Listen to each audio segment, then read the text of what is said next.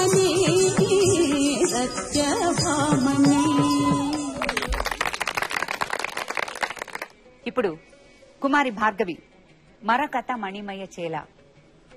రాగం ఆరభటి, తాళం ఆది, రచన ఊతుకాడి వెంకట సుబ్బరాయ.